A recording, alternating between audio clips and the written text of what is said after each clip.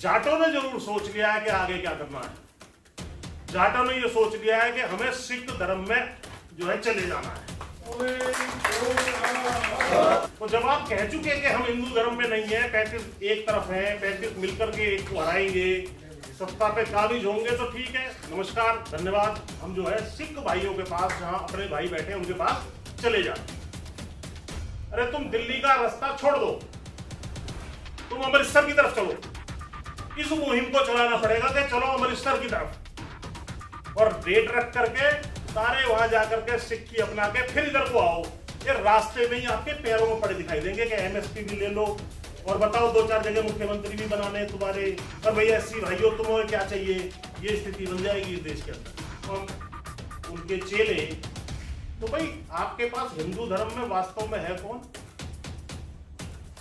आपके पास केवल ब्राह्मण है। इसका मतलब ये सारी जो व्यवस्था है, मनुवाद की बात करना, बाकियों को खारिज करना, ये सारी व्यवस्था ब्राह्मणों को जो है बाकी लोगों के ऊपर हिंदुत्व की चादर बिछा करके कमांड कंट्रोल सत्ता सौंपना। बहुत बहुत धन्यवाद मनोज भाई। काफी विचारशील व्यक्ति यहाँ पर हॉल में मैं देख रहा हूँ, और बड़े ध्यान से सारी बातें सुन भी रहा था। देखिए, जो समस्या यहाँ क्रिएट हुई है उसका जो ब्लूप्रिंट है, जब तक हम उसके ब्लूप्रिंट को नहीं समझेंगे तब तक हम किसी हल पर पहुंचने की संभावना हमारी नहीं है। और ब्लूप्रिंट आरएसएस और भाजपा या संघीय ताकतों ने 100 साल पहले ही ब्लूप्रिंट बना दिया था। ये हमारी गलती है कि हमने उनको उस ब्लूप्रिंट पर इतने वर्षों तक चलने दिया, उनको सत्ता पे कब्जा करने दिया। हम आपस में लड़ते रहे और बटे रहे। उस ब्लूप्रिंट को, जैसा अभी ऋतु मैडम जी ने भी कहा कि ये बात रिकॉर्ड में जानी चाहिए, बहुत लोगों को पता नहीं है। तो मैं आज ये इनकी वी और आर नेशनहुड डिफाइंड गोलवलकर की किताब लेकर के आया। वैसे तो इसमें बहुत सारी चीजें हैं, लेकिन 2 चीजें पढ़ने लायक हैं और समझने लायक है। उसके मैं 2 पैराग्राफ पढ़ूंगा और उसको फिर जो है हिंदी में बताऊंगा। ये चैप्टर 5 में कहता है, Hindustan is the land of the Hindus and is the terra firma for the Hindu nation alone to flourish upon. What is to be fate of all those who today happen to live upon the land, though not belonging to the Hindu race, religion and culture? मायने कि हिंदुस्तान केवल हिंदुओं के लिए है, और हिंदुओं के अलावा जो बाकी हैं उसमें सारे आ गए। उनका क्या स्थान होना चाहिए, इस पर भी हमें विचार रखना है। आगे ये कहते हैं, those who fall outside the fivefold limits of that idea, इनका आइडिया है कि भाई हिंदू हैं, हिंदू कल्चर है, हिंदू लैंग्वेज है, रेस है, रिलीजन है। Those who fall outside the fivefold limits of that idea can have no place in the national life unless they abandon their differences, adopt the religion, culture and language of the nation and completely merge themselves in the national race. यानी कि हिंदू के अलावा इस देश में किसी व्यक्ति का कोई स्थान नहीं है। अगर नॉन हिंदू कोई है तो उसको हिंदू में ही मर्ज होना होगा, और अगर वो नहीं होता है तो ये लिखते हैं आगे पेज नंबर 45 पर, फॉरेन रेसेस, इनको एक तरीके से foreign races in Hindustan must either adopt the Hindu culture and language, या तो हिंदू कल्चर और लैंग्वेज को मान लो, must learn to respect and hold in reverence Hindu religion, Hindu धर्म का जो है आप सम्मान करें, must entertain no idea but those of the glorification of the Hindu race and culture, केवल हिंदू रेस और उसकी कल्चर की ग्लोरिफिकेशन वाला जो आइडिया वो आपको मानना है, that is of Hindu nation and must lose their separate existence to merge in the Hindu race. अपना जो आपका सेपरेट एग्जिस्टेंस है उसको समाप्त करके आपको हिंदू रेस में अगर हिंदुस्तान में रहना है तो मर्ज होना होगा, और यदि आप नहीं मर्ज होते हैं तो आगे लिखते हैं और may stay in the country wholly subordinated to the Hindu nation, अगर नहीं होते हो तो हिंदू नेशन के नीचे आपको जो है नीचे रहना पड़ेगा उनके। क्लेमिंग नथिंग, कोई आपका क्लेम नहीं बनता। डिजर्विंग नो प्रिविलेजेस, कोई आपके विशेषाधिकार नहीं है। Far less any preferential treatment, not even citizens rights, आपके नागरिक के रूप में भी कोई अधिकार नहीं है। ये नक्शा 1939 की जो है पुस्तक है, गोलवलकर जो इनके दूसरे जो है आरएस के सरसंघचालक हुए उनकी, और आगे इन्होंने वर्ण व्यवस्था होगी, मनुवाद होगा, उस सब चीजों के बारे में बताया है।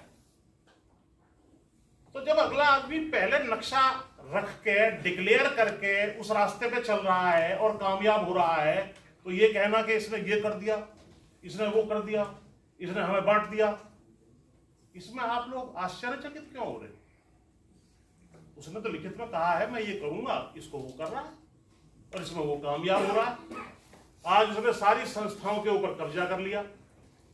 वर्ण व्यवस्था में जो है ब्राह्मण है, क्षत्रिय है, वैश्य है, शूद्र है और बाकी आउटकास्ट भी है, उनका कोई स्थान नहीं होगा।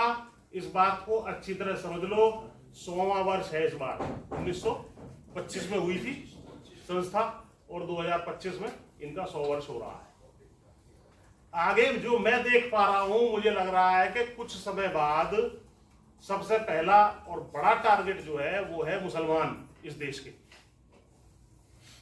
मुसलमानों की वोट खत्म होगी सबसे पहले, सुन लो, और इस देश में चू नहीं करेगा कोई। दूसरा जो टारगेट है वो सिख हैं। मुसलमानों को पाकिस्तानी, आतंकवादी, विदेशी आक्रांता ये सब कह के खारिज किया जाएगा,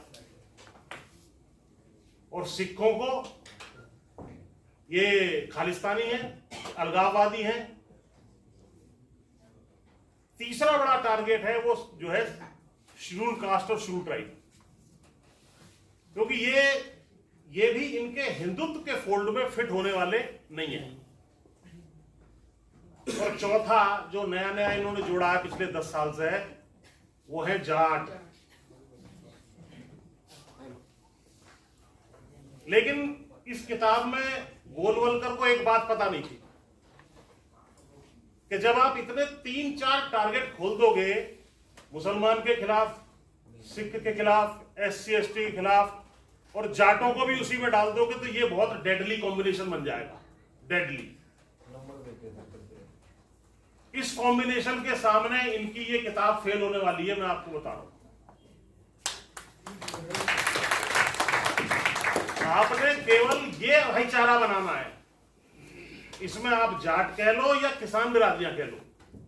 जिस प्रकार से किसान यहां पर पिट रहे हैं और जिस तरीके से हरियाणा के चुनाव में इन्होंने 35 बनाम 1 का नारा दिया, जाट के अलावा जो डोमिनेंट कास्ट है, जो भी डोमिनेंट कास्ट है, जो इनके हिंदुत्व के प्रोजेक्ट के सामने खड़ी हो सकती हैं, लड़ सकती हैं, चाहे इसको पश्चिम यूपी से लेके हरियाणा, पंजाब, राजस्थान, ये सारा एरिया जिसको आम भाषा में जाटलैंड कह देते हैं, मैं किसी एक जाति से नहीं कह रहा, लेकिन जाटलैंड उसको आम भाषा में कहते हैं, ये मीडिया वाले ही कहते हैं, मेरा कोई शब्द नहीं है।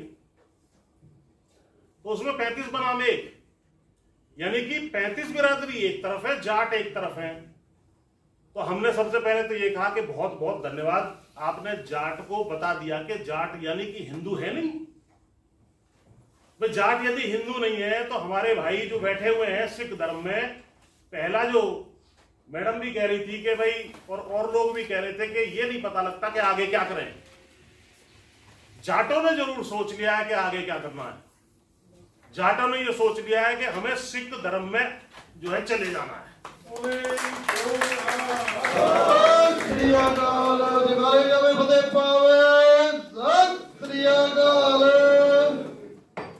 इस बारे में हमने अनेकों इंटरव्यू भी दिए, बात भी रखी। पीछे मनोज भाई ने बहुत बड़ी अच्छी मीटिंग वो कनाडा के विषय पर रखी थी 10 तारीख को, 10 नवंबर को रोहतक में, तब भी हमने रखी। तो जब आप कह चुके कि हम हिंदू धर्म में नहीं है, 35 एक तरफ है, 35 मिलकर के एक को हराएंगे, सत्ता पे काबिज होंगे, तो ठीक है, नमस्कार, धन्यवाद। हम जो है सिख भाइयों के पास, जहां अपने भाई बैठे हैं उनके पास चले जाते हैं। इससे इनमें बड़ा हड़कंप बचा हुआ है आज की तारीख में। तो ये एक जो है मुद्दा हमने समाज के सामने रख दिया। इसी तरीके से यूपी बिहार में ये लोग कह रहे हैं कि यादव गैर यादव करेंगे, महाराष्ट्र में मराठा गैर मराठा करेंगे, गुजरात में पटेल के खिलाफ राजनीति करेंगे, झारखंड और छत्तीसगढ़ में आदिवासियों के खिलाफ लड़ाई करेंगे। तो भाई जब इतने फ्रंट आप खोल दोगे श्रीमान जी गोलवलकर एवं उनके चेले, तो भाई आपके पास हिंदू धर्म में वास्तव में है कौन? आपके पास केवल ब्राह्मण है। इसका मतलब ये सारी जो व्यवस्था है, मनुवाद की बात करना, बाकियों को खारिज करना, ये सारी व्यवस्था ब्राह्मणों को जो है बाकी लोगों के ऊपर हिंदुत्व की चादर बिछा करके कमांड कंट्रोल सत्ता सौंपना, ब्राह्मणों का जो प्रोजेक्ट है वो ये प्रोजेक्ट है। हम इनकी कोई गलती नहीं मान रहे। देखो, जो आदमी जिस प्रोजेक्ट को नक्शा बता के, नोटिफाई करके, किताब कहीं लिख करके चल रहा उस रास्ते पर, और वो कामयाब इसलिए हुआ क्योंकि हमने अपनी आंख नहीं खोली। हम लोग अलग अलग बटे रहे, ये मुसलमान हैं, ये सिख हैं, ये एससी हैं, ये जाट हैं, ये मराठे हैं, और ये पटेल हैं, और ये यादव हैं। कल हम आ रहे थे तो बल्लाज मलिक जी भी थे, दांगी साहब भी थे, तो बीच में मुझे एक यादव है, वहां से फोन आया, बोला जी आपने बड़ी अच्छी बात रखी है और हम आपके साथ ही है। मैंने कहा तुम लोग भी, जैसे हमने यहाँ पे कहा है कि ये पश्चिम यूपी का जो इलाका है, पूरा रीजन जो है, एक तरीके से यहाँ पर मुख्य जाति जो लोग आम भाषा में कहते हैं जाट लैंड है, भाई हमने इसकी मांग रख दी है, तुम यादव लैंड की रख दो, हम तो तुम्हारा भी समर्थन करेंगे, तुम्हारे साथ भी जो है सारे सारे रहेंगे। और जो महाराजा रणजीत सिंह जी के राज में, चाहे वो एससी समाज हो, चाहे वो हिंदू हो, चाहे मुसलमान हो, तमाम लोगों को न्याय मिलता था, वैसी वास्तविक न्यायिक व्यवस्था, राज व्यवस्था होनी चाहिए। ये जो है खालसा राज का जो है सपना है। आ रहे थे कल, तो मेरे एक चैनल पे मैंने कहा भी था, उस बात को भी मैं कहता हूं, मेरी बात हुई मनोज भाई पहलवान जी से भी, पहलवान बजरंग पूनिया से, और मैंने ये कहा कि भाई देखो, आंदोलन बहुत हो चुका, बेइज्जती भी खूब हुई, जाटों की बच्चियां थी मुख्य रूप से, जो पहलवान बच्चियां थी, हम भी उस आंदोलन में शामिल हुए। अगर ये गंगा पर मेडल बहाने ना जाती और ये कहती कि हम तो अकाल तख्त पे जाएंगे, और वहां मेडल सौंप देती और ये कहती कि भाई गुरुजी हमें न्याय दीजिए, तो अब तक धरती पे उस व्यक्ति का पता नहीं चलता।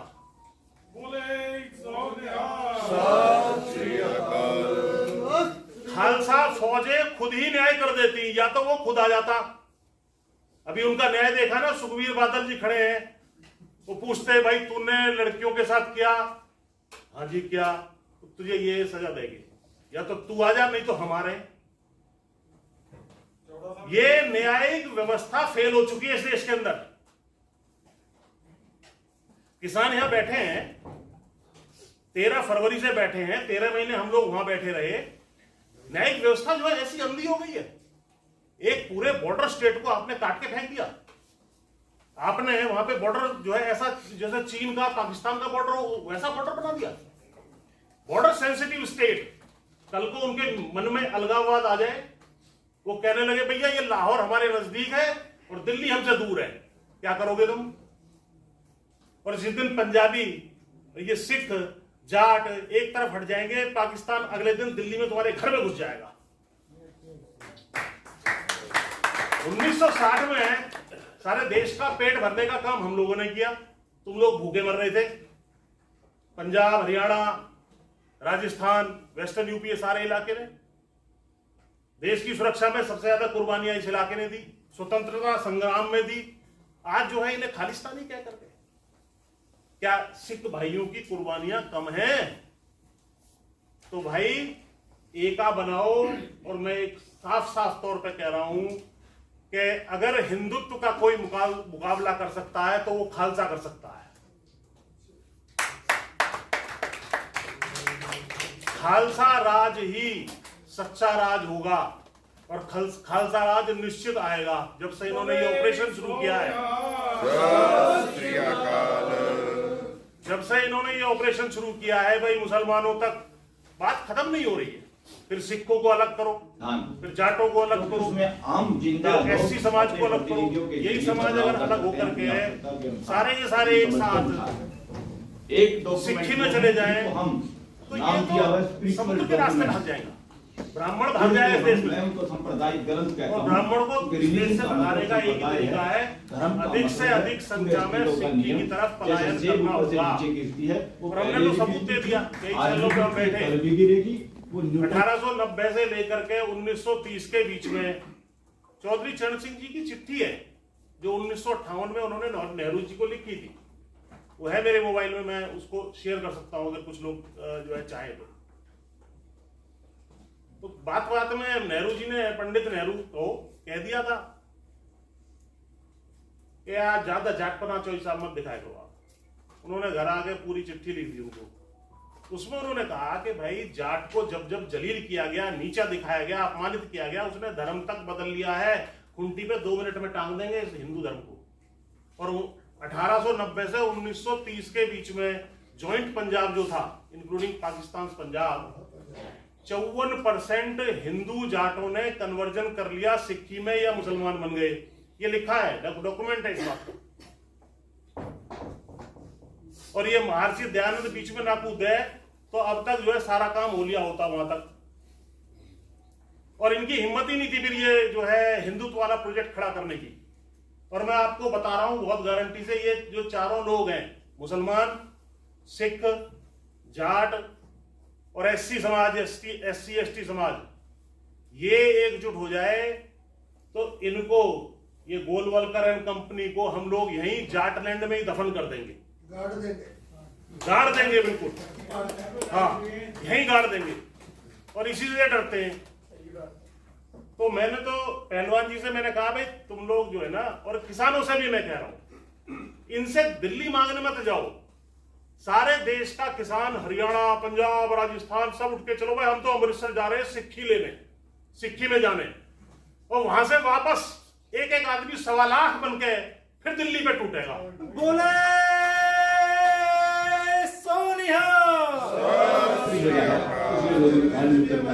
नियम अस्तित्व का है, अस्तित्व में नियम है। तो दिल्ली ये जो नहीं आने देना चाहते हैं, ये स्पिरिचुअलिटी, तुम दिल्ली का रास्ता छोड़ दो। जब हम एक चीज अमृतसर की तरफ चलो, वहाँ हमारे मुहिम को चलाना पड़ेगा कि चलो अमृतसर की तरफ। वो सदा सदा के लिए और डेट रख करके सारे वहां जाकर के अपना के फिर इधर को आओ।